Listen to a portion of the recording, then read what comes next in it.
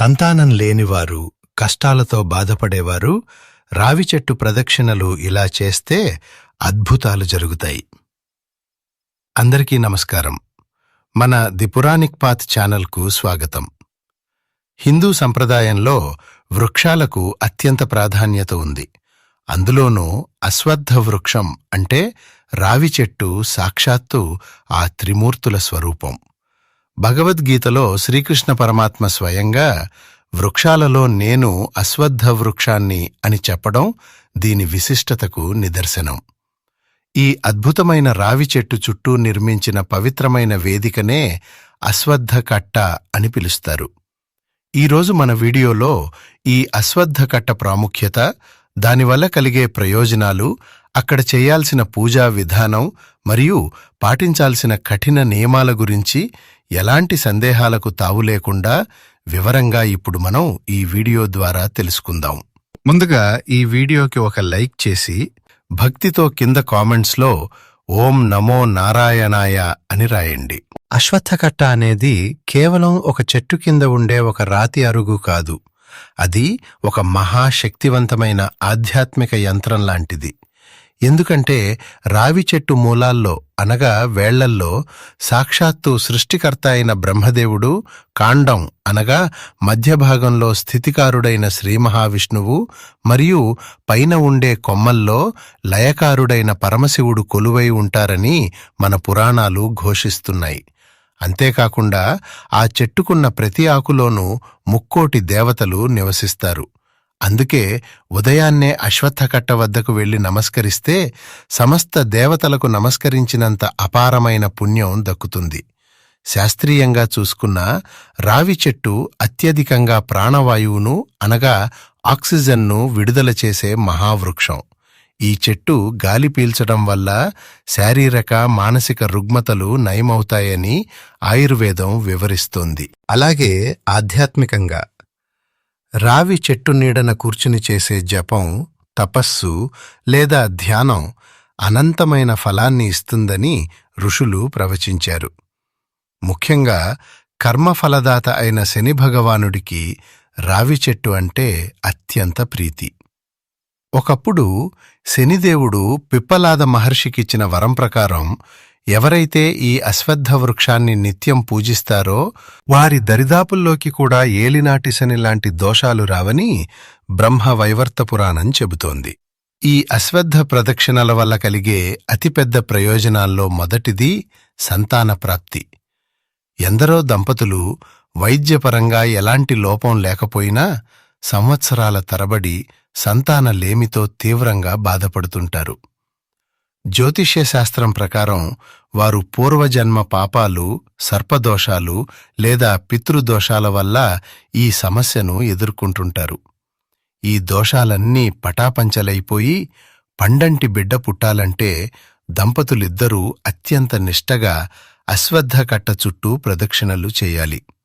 ఎందుకంటే స్త్రీల గర్భాశయ సంబంధిత లోపాలను సైతం రావి చెట్టు గాలి నయం చేస్తుందని పెద్దలు చెబుతారు. అలాగే జాతకంలో నవగ్రహ దోషాలు, ముఖ్యంగా ఏలినాటి శని, అష్టమ శని, కుజదోషం, రాహు, కేతు దోషాలు ఉన్నవారు అశ్వత్థ కట్ట వద్ద దీపారాధన చేసి భక్తితో ప్రదక్షిణలు చేస్తే ఆ దోషాల తీవ్రత వెంటనే తగ్గిపోతుంది. వీటితో పాటు వ్యాపారంలో నష్టాలు, తీరని అప్పుల బాధలు, ఇంట్లో ఎప్పుడూ అశాంతి, తరచుగా అనారోగ్య సమస్యలతో సతమతమయ్యేవారు ఈ పవిత్రమైన కట్టను ఆశ్రయిస్తే వారి జీవితాల్లో అద్భుతమైన సానుకూల మార్పులు ఖచ్చితంగా చోటు చేసుకుంటాయి. ముఖ్యంగా అమావాస్య రోజున రావి చెట్టుకు ప్రదక్షిణలు చేయడం వల్ల పితృదేవతలకు అపారమైన శాంతి కలుగుతుంది. తద్వారా పితృదోషాలు తొలగిపోయి వంశాభివృద్ధి జరుగుతుంది. ఇక అశ్వత్థ కట్ట వద్ద చెయ్యాల్సిన పూజా విధానం గురించి తెలుసుకుందాం. పూజ చేయాలనుకునేవారు సూర్యోదయానికి ముందే అనగా బ్రాహ్మీ ముహూర్తంలో నిద్రలేచి తలస్నానం చేసి ఉతికిన శుభ్రమైన సాంప్రదాయ దుస్తులు ధరించాలి. ముందుగా ఒక రాగి లేదా ఇత్తడి చెంబులో శుద్ధమైన జలాన్ని తీసుకుని అందులో కొద్దిగా పసుపు, కుంకుమ, అక్షతలు మరియు వీలైతే ఒక ఉద్ధరినే పచ్చి ఆవుపాలు కలుపుకోవాలి. ఈ పవిత్ర జలాన్ని తీసుకువెళ్లి అశ్వత్థ కట్ట వద్ద ఉన్న రావి చెట్టు మొదట్లో అత్యంత భక్తి శ్రద్ధలతో సమర్పించాలి. ఆ తర్వాత చెట్టు మొదట్లో పసుపు, ఎర్రటి కుంకుమ బొట్లు పెట్టి అందంగా అలంకరించి స్వచ్ఛమైన ఆవు నెయ్యితో లేదా నువ్వుల నూనెతో మట్టి ప్రమిదల్లో కనీసం 2 దీపాలు వెలిగించాలి. దీపారాధన చేసిన అనంతరం అగరుబత్తీలతో సాంబ్రాణి ధూపం వేసి మీకు చేతనైన నైవేద్యాన్ని అంటే అరటి పండ్లను లేదా కనీసం ఒక బెల్లం ముక్కను స్వామివారికి సమర్పించాలి. పూజ పూర్తయిన తర్వాత చేతులు జోడించి కళ్ళు మూసుకుని మూలతో బ్రహ్మరూపాయ, మధ్యతో విష్ణురూపిణే, అగ్రతః శివరూపాయ, వృక్షరాజాయతే నమః అనే అత్యంత శక్తివంతమైన మంత్రాన్ని పఠిస్తూ నెమ్మదిగా ప్రదక్షిణలు ప్రారంభించాలి. ఒకవేళ ఈ మంత్రం రానివారు కేవలం ఓం నమో నారాయణాయ అని స్మరిస్తూ కూడా ప్రదక్షిణలు చేయవచ్చు. ప్రదక్షిణలు చేసేటప్పుడు పాటించాల్సిన పద్ధతులు చాలా ముఖ్యం. మనసులో ఎలాంటి చెడు ఆలోచనలు, ప్రాపంచిక విషయాలు లేకుండా కేవలం భగవంతుని నామస్మరణ మాత్రమే చేస్తూ నెమ్మదిగా కట్ట చుట్టూ తిరగాలి. అంతేకాని ఫోన్లో మాట్లాడుతూ లేదా పక్కవారితో కబుర్లు చెబుతూ ప్రదక్షిణలు చేయడం వల్ల ఎలాంటి ఫలితం దక్కదు. సాధారణంగా దోష నివారణ కోసం 11, 21 లేదా 108 ప్రదక్షిణలు చేయడం అత్యంత శ్రేష్టకరం. ఇక మగవారు ప్రదక్షిణలు చేసేటప్పుడు చేతులు జోడించి భక్తిగా నడుస్తూ చేయాలి.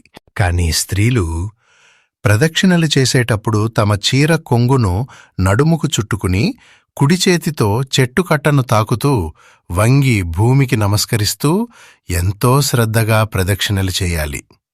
ఇలా వంగి ప్రదక్షిణలు చేయటం వల్ల మనిషిలో ఉన్న అహంకారం నశించి భగవంతుని పట్ల సంపూర్ణ శరణాగతి భావం కలుగుతుంది. అంతేకాకుండా గర్భాశయ కండరాలకు అద్భుతమైన వ్యాయామం లభించి సంతాన సాఫల్యత పెరుగుతుంది. ఈ అశ్వత్థ ప్రదక్షిణలు ఎప్పుడూ కూడా ఉదయం 8 లేదా 9 గంటల లోపు పూర్తి చేయటం చాలా మంచిది. ఎందుకంటే ఆ సమయంలో లేత సూర్యకిరణాలు చెట్టు ఆకులపై పడివచ్చే గాలి ఎంతో స్వచ్ఛంగా రోగనిరోధక శక్తిని పెంచేదిగా ఉంటుంది. ప్రదక్షిణలు పూర్తయిన తర్వాత వెంటనే వెళ్ళిపోకుండా ఆ కట్ట మీద కనీసం ఒక 5 నిమిషాల పాటు ప్రశాంతంగా కూర్చుని ధ్యానం చేసి ఆ తర్వాతే ఇంటికి తిరుగు ప్రయాణం అవ్వాలి. ఇక సంతానం కోసం లేదా ఉద్యోగం కోసం ప్రయత్నించేవారు ఒక చిన్న రాయికి పసుపు దారం కట్టి తమ కోరికను మనసులో బలంగా తలుచుకుని చెట్టు కొమ్మకు ముడుపుగా కడితే వారి కోరిక అతి త్వరలో ఖచ్చితంగా నెరవేరుతుంది. ఎంతో అద్భుతమైన శక్తులు ఉన్న ఈ అశ్వత్థ కట్ట వద్ద పూజ చేసేటప్పుడు కొన్ని కఠినమైన నియమాలు ప్రతి ఒక్కరూ తప్పకుండా పాటించాలి.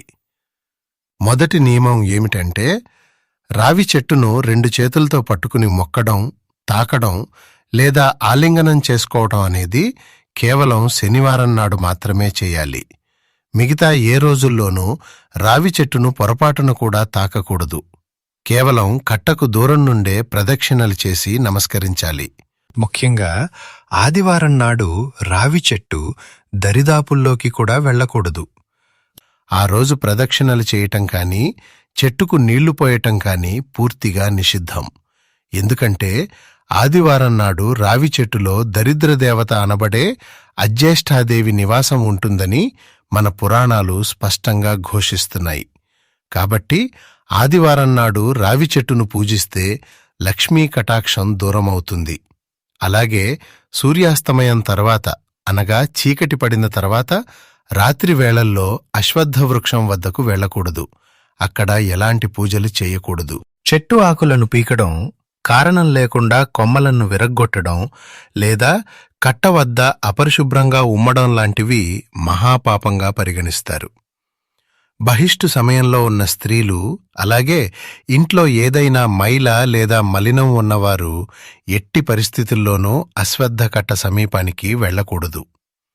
ఒకవేళ ఏలినాటి శనిదోషం తీవ్రంగా ఉన్నవారు మండలం రోజులు అనగా 41 రోజుల పాటు అశ్వత్థ ప్రదక్షిణల దీక్ష చేపట్టాలనుకుంటే వారు ఖచ్చితంగా బ్రహ్మచర్యం పాటించాలి.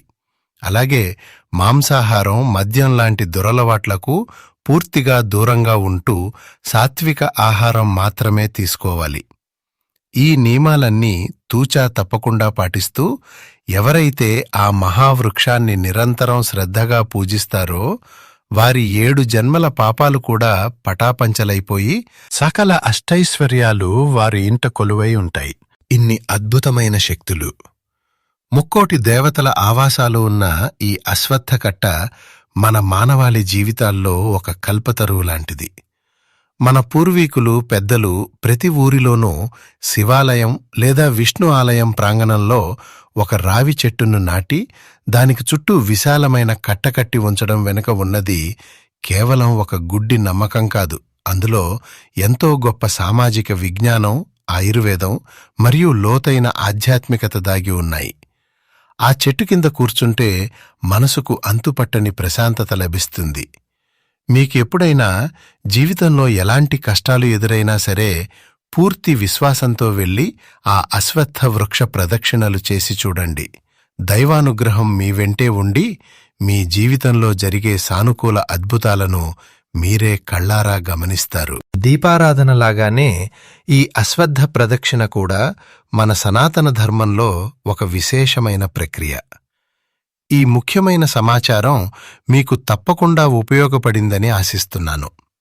దయచేసి ఈ వీడియోని ఒక లైక్ చేసి మీ బంధుమిత్రులందరికీ, ముఖ్యంగా కష్టాల్లో ఉన్నవారికి తప్పకుండా షేర్ చేయండి. తద్వారా వారు కూడా ఈ అశ్వత్థ ప్రదక్షిణల మహాత్మ్యాన్ని తెలుసుకుని వారి జీవితాలను మార్చుకుంటారు.